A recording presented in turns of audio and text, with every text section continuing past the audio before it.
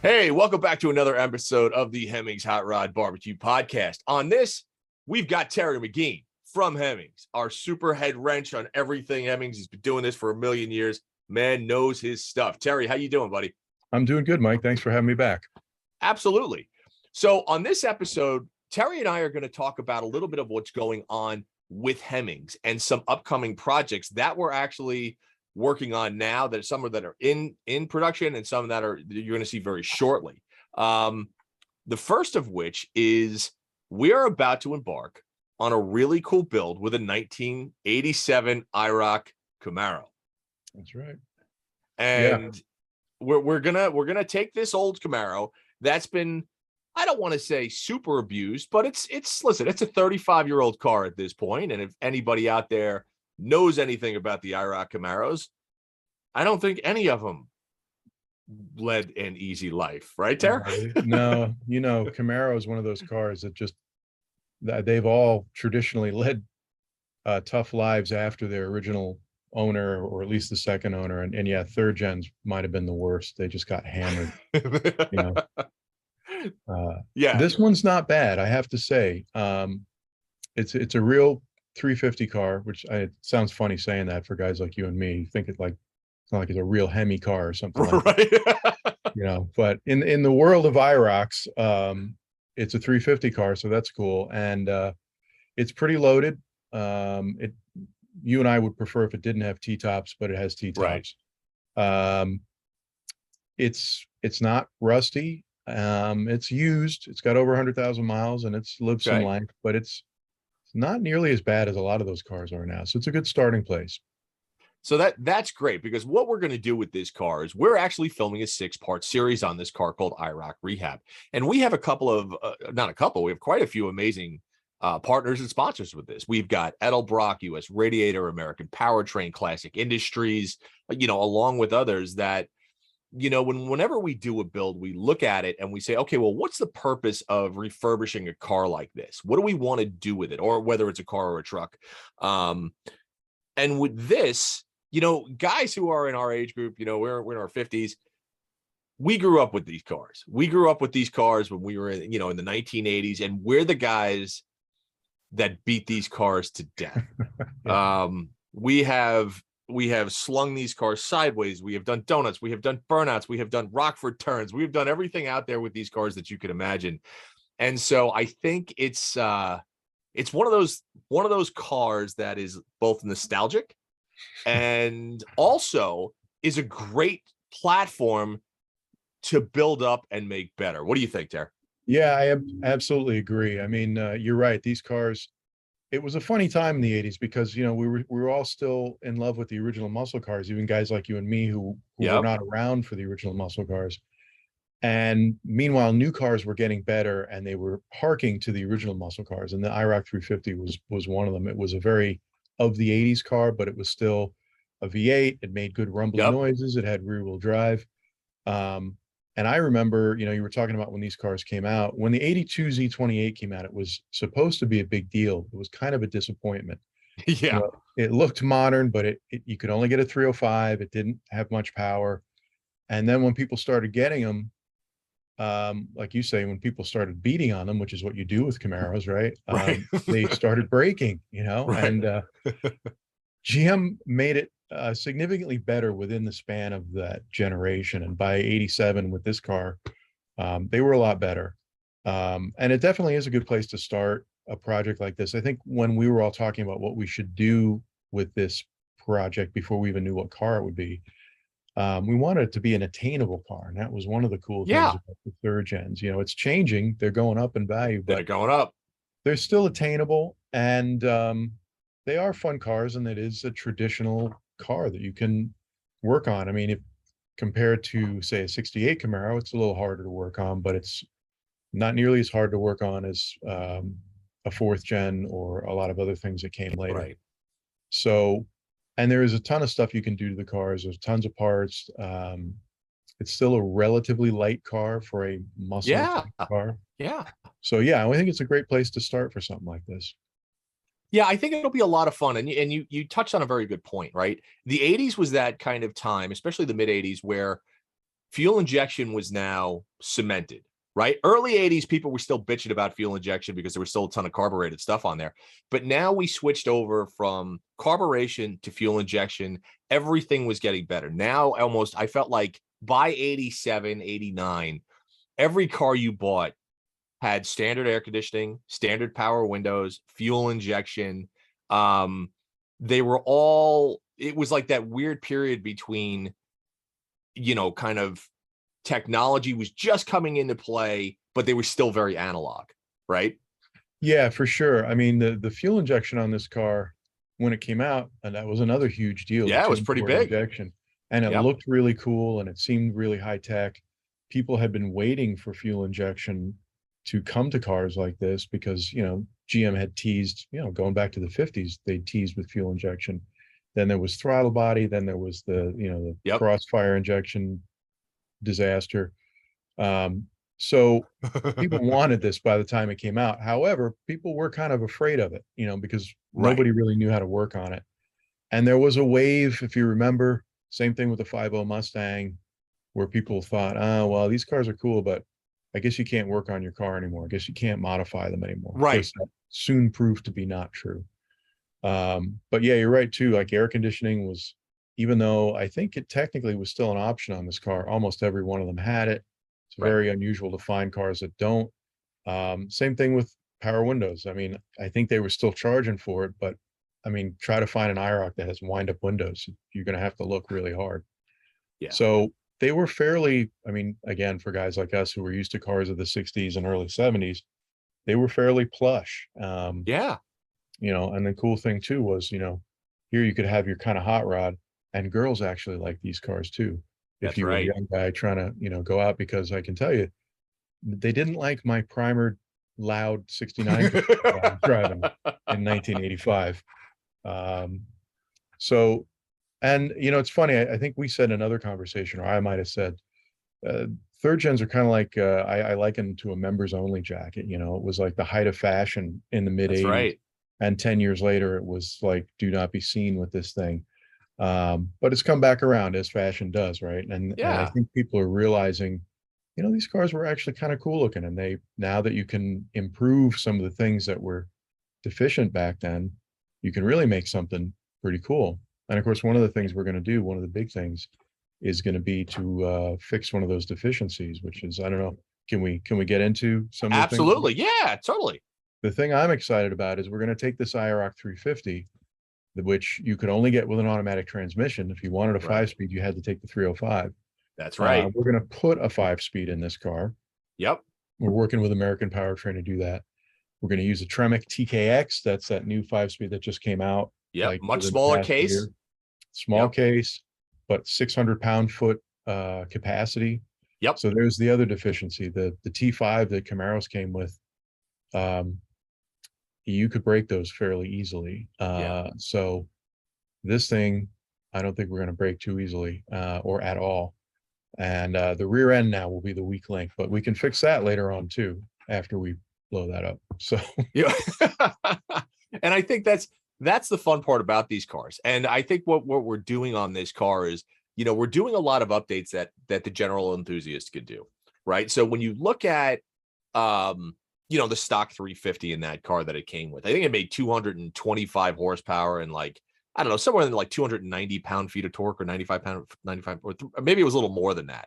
I think the torque was a little more. I think the 350. Maybe it was 330, 330 I pound think you're feet of right. torque.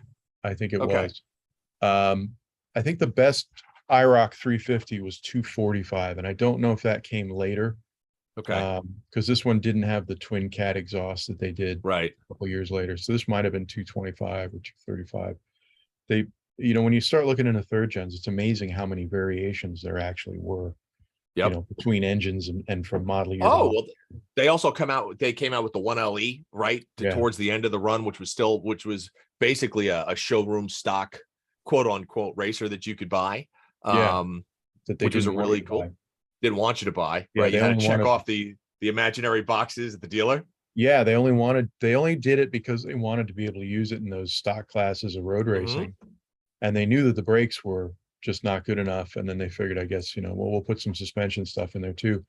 And I think the way you got it was you ordered your TunePort Camaro or Firebird, and then you had to delete air conditioning because That's maybe right. by then AC was an active delete. I'd have to look into that. And you had to order the G92, I think, performance axle Yep. ratio.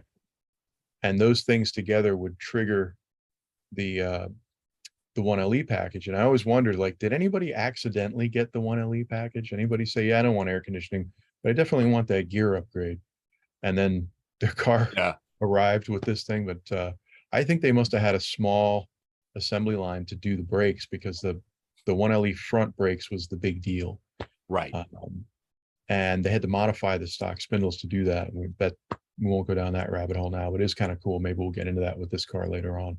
Yeah, well, you know what, and like we talked about, you know, the cool part about this car is we're doing a build that most people, it's attainable, right? We're doing it in stages. So you're going to see us do, you know, yes, we're going to put this new Edelbrock Performer ProFlow 4 350 in this, and it bumps the horsepower by about 100 in both categories, right? You're going to about 380 horsepower, makes about 400 pound-feet of torque through a 5-speed transmission, manual transmission, which is going to be great.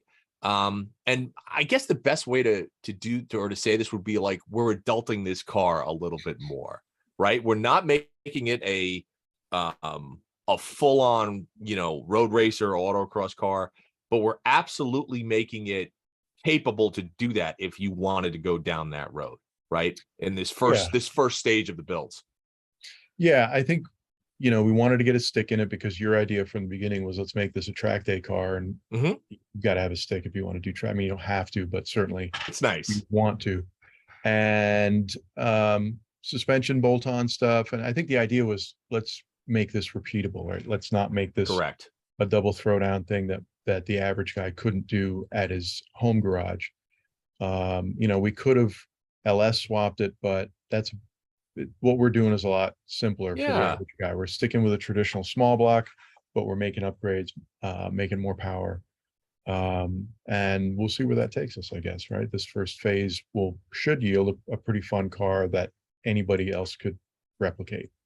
I think so. And I love the idea that we are sticking with a traditional small block as opposed to going to an LS, right? I almost feel like now everybody just assumes, oh, you have an LS in it. And it's like, well, no. Like, we're doing a traditional small block because really that's what it came with. We want to stay in that vibe with the Camaro.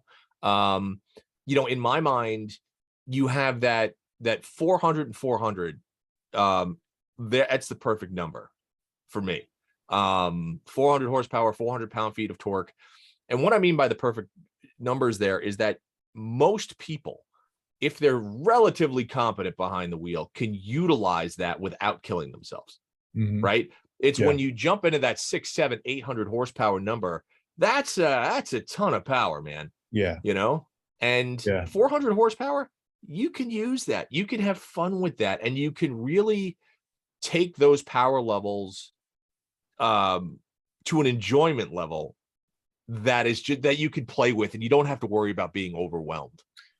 For sure. I mean, it's funny these days, people hear 400 horsepower, and I think a lot of people think, oh, that's not very much. Like, if you have a legit 400 horsepower in a car that weighs 3,500 pounds, 3,400 pounds, I mean, that's going to be a pretty fun car to drive. I think you'd be surprised. I think a lot of people aren't used to a 3,500 pound car anymore either. Most of, you know, the later model cars are heavier than that. But yeah, 400 horsepower would be a quick car, for sure, that you wouldn't necessarily wrap around a tree immediately, because a legit 500 or more, I mean, now you're really starting to get into that's right, a hairball, you know. That's right. And I think, you know, when you guys watch the series, and this is going to be a 6-part YouTube series that you're going to see on the Hemmings YouTube channel, and you know, we want to, and we've got this build, we've got a couple others that we're going to talk about as well. We want to showcase that, one, you don't have to go out and break the bank. When you consider that a new Camaro, you know, an SS or, you know, something along those lines is going to cost you 40, 50 grand, because that's what they cost when you option it out. Is that much money? Or if you want to get nostalgic and still have something fun that is going to appreciate in value if you do it the right way, you can go out and you can pick up an IROC for 8 grand, 9 grand, even less than that at times. And you can do the upgrades like we're going to show you how to do. and have a car that's, again, going to be fun, exciting, exhilarating, going to appreciate and value. But you also don't have something with all of that technology that, God forbid, in 10 years, when that computer screen goes out, that touch screen in front of you goes out, you're jacked. Yeah. You know, especially if it's out of warranty. Yeah, I think this car is right in the sweet spot of, you can buy these things reasonably, as we've said. They're getting cooler, I think, as retro kind of, nostalgic cars, and something that not everybody has anymore. And they're relatively, I think when I sit in this car, and I know you're going to feel this way, I'm surprised at how small and tight it feels. I mean, in a good way. It feels like, wow, that's right. These were not big cars. Camaros and Mustangs were not, big roomy cars like they kind of have become. And I think you could have fun with this car and not fret too much, because that's a problem with the older cars now. Like, I mean, you certainly can attest. Like, I'm sure there's a little trepidation in slinging, a 60s muscle car around a road course or something, because, you don't want to smack that up. And this car, nobody wants to crash their car no matter what it is. But if you kiss the guardrail or something with this, or you bounce off a tire wall, you fix it, and you don't cry too much. If you crashed, the nose cone on your Daytona gets crushed, that's gonna suck. Yeah. Well, and it's interesting that you say that, because like when if we go back and we start talking about the 80s, right? And people need to understand that the muscle cars back then, when we start talking about anything from the late 60s or early 70s, even late 70s, by the time the IROCs came out, right, many of those cars were used as daily drivers, and they were at the end of their life cycles, right? So it wouldn't be uncommon, like, you go out and buy a 68 Charger or a 68 Camaro, 69 Camaro for a couple of grand. Oh yeah. They were used up daily drivers. Yes, they were old by then. I mean, the they were old. Where we're from in New York, those were old cars. I mean, they were all rusty. If you were driving a 69 Charger around every day in 1985, people would notice then, because they were not around like they had in, 69 or 70. I had a 69 Camaro in 1985, and it wasn't rare. It didn't make people snap their heads, but people thought it was cool as an old car then. But yeah, mine certainly was clapped out. And the Chevelle I had before that was a 72, was only 11 years old when I bought it, and it was beat and old. So yeah, I can remember friends of mine who wanted to have what we thought were classic muscle cars even then, actually kind of looking toward the new cars like IROCs and 50 Mustangs, and thinking, I know this car is maybe not quite as cool as the 60s muscle car, but I don't have to restore this car before I start driving. That's what it was like. I mean, unless you had a lot of money to spend on an old car, which none of us did then. We were still teenagers. I remember it being sort of a new era of thinking, hey, I could buy a new car and just start from there. Because for a long time, I think a lot of us didn't necessarily want a new car, because there really weren't that many new cars that were that interesting. That were good. Yeah. I mean, anything from the early 80s was garbage, right? Because that was that time that they were it was that transition period. And like you said, like when you talk about like the cross ram injection on the early Camaros or the early Corvettes and stuff like that, oh, what a mess that was, right? Yeah. But towards, like this, I said, late 80s, mid 80s, you had these cars that were coming out, and you had the manufacturers that were making actually decent cars. 5-liter Mustangs were great. IROCs were great. GTA Trans Ams, Grand Nationals, Cyclones, Typhoons. I mean, you had this really, really cool time period where the manufacturers were really developing this technology, and it was spilling over into the production car world. And we as enthusiasts would be able to get it. Now, they didn't have the oh my God, big block punch that the old school muscle cars had. But what they did have was a level of refinement that the old cars couldn't touch. Like, even by today, like if you get into a really nice, unrestored original Camaro, right? Listen, back in the day, most were rattle traps. It's just the way that they were built. But they were actually great looking cars. all-day drivability. They were comfortable with great outward visibility and style. Like even by today's standards, like a well put together IROC is a great car to drive. Yeah. When we were shopping for the one we bought, we drove an 86 or 87 Z28. It was not an IROC. And it was very original and in really shockingly good condition. Like this car had been, it was just a 305 4-barrel. It was automatic, and it was the LG4 305. So it was literally like a Caprice engine, and it had a 700R. I think a lot of those cars with that engine and trans had a 273 rear. It was basically like a Caprice drivetrain in a Camaro. Sure. However, I drove that thing around for a while, and I was amazed. Like, my recollections of third gens were that they were beat and clapped, and they rode terrible and they rattled. Well, I was remembering probably a little while after they were new. This car was like it was when it was a couple years old, and yeah, it was a very nice car to drive. It didn't have the power, but the rest of the car was good, and absolutely it'd be a very comfortable car to use every day. So back in the 80s, yeah, I mean, there was an advantage. It felt like there was an advantage to having a new car again. And I feel like there was a block of years there where it was sort of like, what do I even want a new car for? They're terrible. Right. Early 80s cars were built really poorly in America. Yep. And they had no power. They were just crappy. And mid 80s, they started getting better, and they ramped up pretty quick. Yeah. And I think the other thing is, you know, when we talk about the cars like the IROCs and the Trans Ams of the 80s and stuff like that, and even 5-liter Mustangs, what people have to realize is that I don't think either of us view this car as that old, right? And I think it's because we grew up with them. The fact is, it's a 35-year-old car. Yeah. Like, it's an old ass car. It just is. I keep having to wrap my head around that part of it. Like, I this know car's older than you think it is, you know? Oh yeah, it is, but they don't, but it's interesting when you think about it like that, right? Like when you think about an 85 or an 87 Camaro, you think about where we are now in 2022. And if you were to say, well, I'm going to take a car that's 35 years old in 1987, right? Yeah. Think about that. Yeah, you're talking about an ancient car at that point. You're talking about a car from the 40s. Yeah, that's nuts. Because right? I mean, I may have told you the story in another conversation, but when I was in high school in the mid 80s, one guy I went to high school with had a 57 Chrysler New Yorker.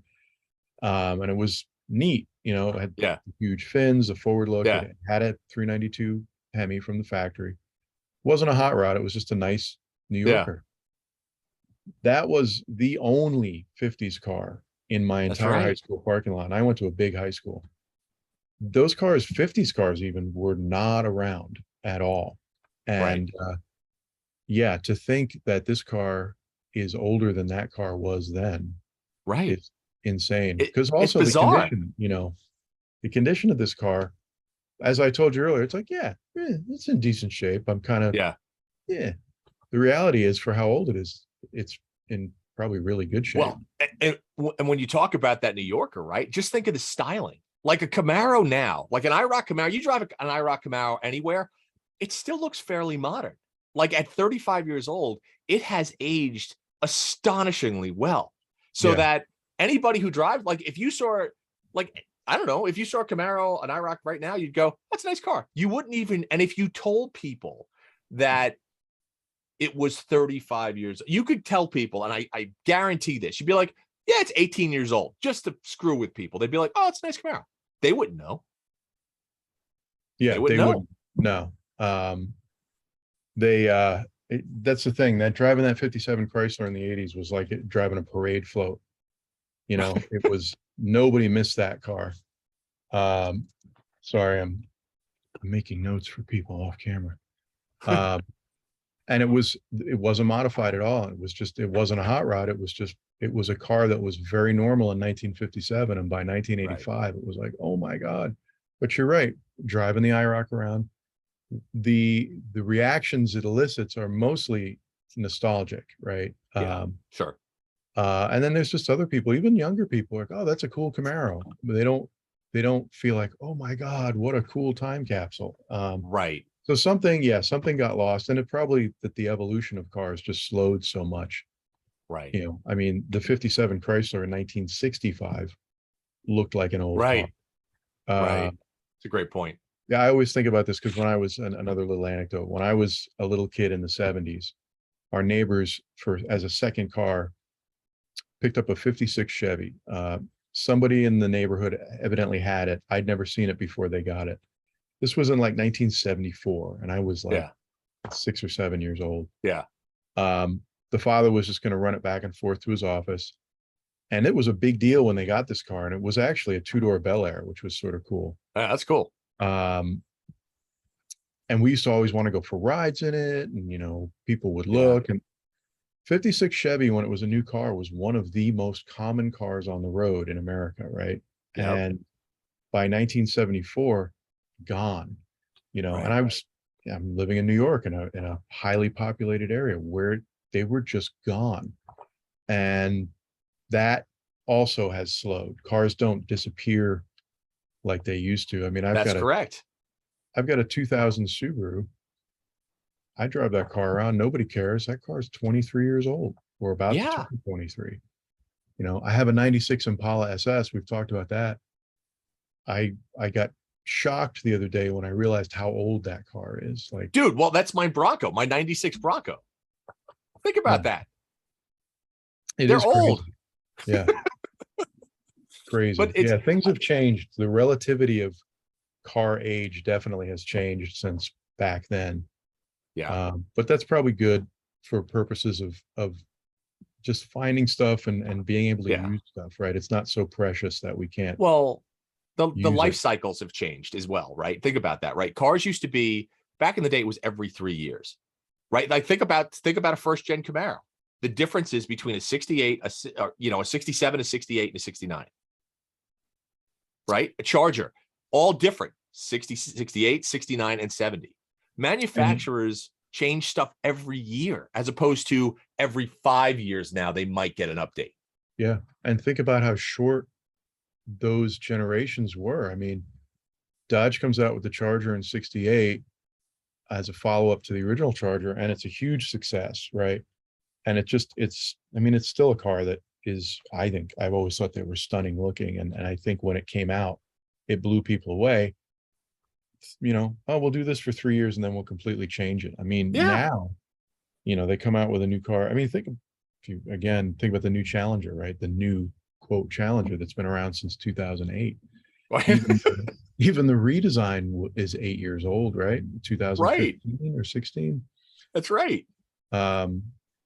Yeah, things are different. I mean, the first ever Camaro only lasted 3 model years, and then they changed it significantly. And now they come out with something. I mean, I guess maybe trucks maybe now are more. I think cars. so, but even so, Tara. I mean, the perfect example is that Challenger. That's 14 years old, right? Yeah. That's 14 years old now, and that's a long time to have any platform. But the Camaro essentially the same. And I mean, I feel like the only companies that go on like this 3-year life cycle now, or 4-year life, maybe Porsche, right? Okay. Maybe BMW, stuff like the Germans are pretty good about keeping stuff evolving quickly. I guess high-end stuff, luxury or high-end performance, they're still trying to make you, you know, if you're somebody of means who can afford that stuff, they want you to come back and get another one, just like the American car companies did in the 50s and 60s. Like, hey, we want to make sure you think your car is really old when it's 4 years old, even if it runs fine. So you'll come get another one. Exactly. Well, the cool part is this show is going to be actually a lot of fun. We're actually filming it right up in Bennington, Vermont, in our very own Sibley garage, which you guys will see on camera. And for those that don't know, the Sibley is our own Hemmings museum. And we have some amazing classic cars in there and collectible cars in there, which you guys will see on camera, as well as this Camaro that we're going to start building literally in 2 days. We're ripping into this thing. Series will be out by the end of the year, which would be kind of fun. We'll keep you posted on that. We do have another build that's also going on with believe it or not, a brand new Hellcat Durango. that's going to be a SEMA car that you guys are going to see. And that's something totally different. That's going to be more of a race support vehicle. We've already talked for a while, so we'll keep that for another episode. But I think we're all really excited about this Camaro. I think that by the time we're done, what you guys are going to see is a relatively tired old 87 IROC transformed into a car that we can keep on the road for another 35 years. With some great modern amenities, and it's still going to have your anti-lock brakes. It's still going to have air conditioning. Oh, no, not I didn't mean air. I meant air conditioning. Sorry, not anti-locks. Still going to have air conditioning. Still going to be very analog, but it'll be updated to the point where you can still really go out, drive, and enjoy it. So, yeah, I think it's gonna be fun. Kind of a traditional sort of approach to hot rodding here. We're taking an old car, we're going to fix it up, make it faster, a little better, and then hopefully go out and enjoy it. Yeah, this does 87. No airbags in 87 on this, right? No, not until 90, I think, on the Camaro Firebird. Wow. See, that's how you know. That's the trigger when you know a car is old. Does it have airbags? No. Yeah. Okay. Yeah, that's true. So, well, Terry, thank you for coming on, as always. I will see you in 2 days as I fly from the West Coast out to Bennington, Vermont. And you guys keep an eye out for the series. Obviously, we'll keep you posted on the podcast. We'll keep you posted on the website. If you are looking for your wonderful classic IROC, or any car for that matter, go to the Hemmings website, go to Hemmings.com, check out our classifieds, and then obviously go to our auction because they pop up every now and then. Yeah, that's it. That's all I got, Terry. All right, man. Thanks for having me again. We'll see you in a couple days. See you in a couple days. All right, guys, take care. Thanks for listening, folks. And again, please subscribe to the Hot Rod BBQ Podcast. If you're on Spotify, check us out there. Subscribe to it on iTunes. And if you are going to go to YouTube, make sure you go to the Hot Rod BBQ Podcast and hit that subscribe button, and we'll come to you every week.